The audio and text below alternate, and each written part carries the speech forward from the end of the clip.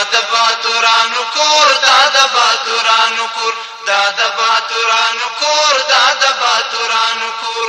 د کونړ ملي راډیو درنو اوریدونکو سلامونه او نیکې هیلې مې ومنئ.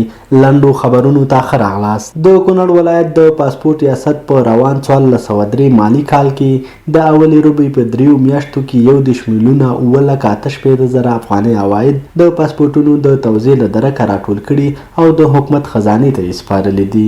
د پاسپورټ امیر حزب الله قاني ملي راډیو ته وویل دوی د ورځې 200 جلده پاسپورټونه هغو کسانو ته ورکوي چې په انلاین توګه یې نوملیکنه کړي وي. علي قدر امیر المؤمنین حفظه الله د غور ولایت له مسؤلینو سره وکتل.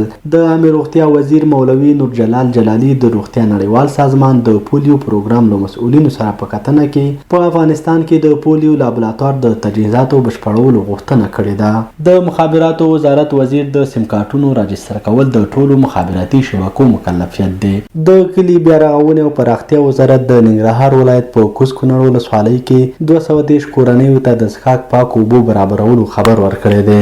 د بغلان د غوري سیمټو فابریکې مسؤلین وایي چې د ملي پراختیا شرکت له لوري د غوري سیمټو فابریکې ته څیرمه د جوړ شوي ترقي بند د بادامو حاصلات 80 سلنه زیات شوي دي.